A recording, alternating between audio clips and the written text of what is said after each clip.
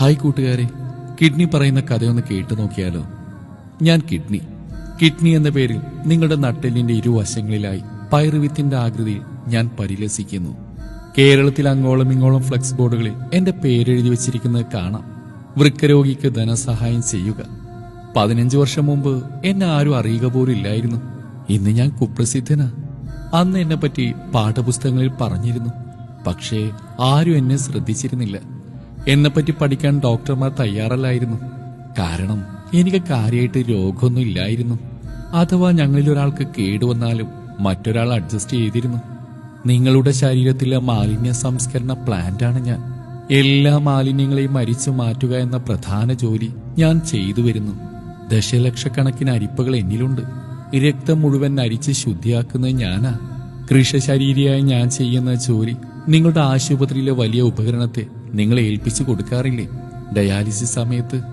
നോക്കൂ, ഡയാലിസിസിനും കിഡ്നി മാറ്റിവെക്കാൻ കാശ് പിരിക്കാനും പോകും മുമ്പ് എന്നെ ദ്രോഹിക്കുന്ന നടപടികൾ നിർത്തിവെക്കുക.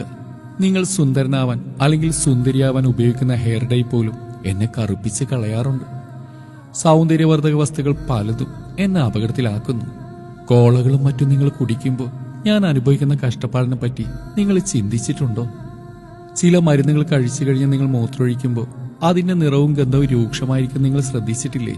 ചെറിയൊരു തലവേദന വരുമ്പോഴേക്കും നിങ്ങൾ വിഴുങ്ങുന്ന വേദന സംഹാരികൾ പോലും എന്നെ തകർക്കുന്നവയാ. നിങ്ങൾ അല്പം വേദന സഹിച്ചാൽ ശരീരം അത് പരിഹരിച്ചു കൊള്ളുമെന്നറിയുക. കഴിക്കുന്ന മറ്റു ഭക്ഷണങ്ങളിലെ വിഷം ഞാൻ അരിച്ചു മാറ്റാം. എന്നെ സഹായിക്കാൻ നിങ്ങളുടെ കരളുണ്ട്. നിങ്ങളുടെ വീട്ടിൽ അഴുക്ക് കഴുകിക്കളയാൻ ധാരാളം വെള്ളം വേണ്ടേ? നിങ്ങളുടെ ശരീരമാവുന്ന ഈ വീട് കഴുകി വൃത്തിയാക്കാൻ ആവശ്യമായ വെള്ളമെങ്കിലും ഒന്ന് ഒഴിച്ചു തന്നൂടെ? അതില്ലാത്ത മൂലം എന്നിൽ കാൽസ്യം വന്നുകൂടി കല്ലുപോലെ ഉറച്ചുപോയാൽ ഞാൻ എന്ത് ചെയ്യും? ദയവായി മര്യാദക്ക് വെള്ളം കുടിക്കണേ. എന്നിലുള്ള നെഫ്രോണുകൾ എന്ന അരിപ്പുകളും ഗ്ലോമറുലസുകൾ എന്ന കുഴികളൊക്കെ കൂടി നിങ്ങളുടെ ശുദ്ധരക്തോ അശുദ്ധരക്തോ അരിച്ചു മാറ്റാൻ അനവരതം പ്രയത്നിച്ചുകൊണ്ടിരിക്കുകയാണ്.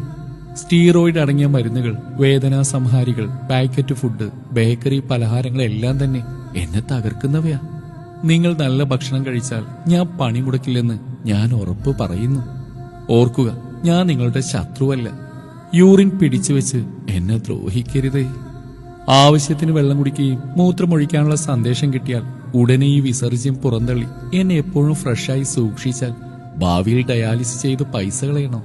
നിങ്ങൾ പഞ്ചസാര കുറച്ച് കഴിച്ചാൽ എന്റെ ജോലിഭാരം കുറയും.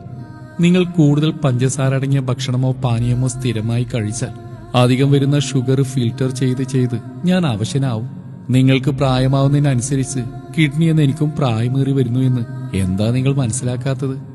ആരോഗ്യത്തോടെ ജീവിച്ചിരിക്കെ തിരിഞ്ഞു കടിക്കാത്തതെല്ലാം തിന്നുകളയും എന്ന് പറഞ്ഞ് അഹങ്കരിക്കാതെ മര്യാദക്ക് ജീവിക്കാൻ ഹേ മനുഷ്യ, നീ തയ്യാറായ ഞാൻ ജീവിതകാലം മുഴുവൻ നിന്നെ സേവിച്ചു കൊള്ളാം എന്ന് നിങ്ങളുടെ സ്വന്തം വൃക്ക.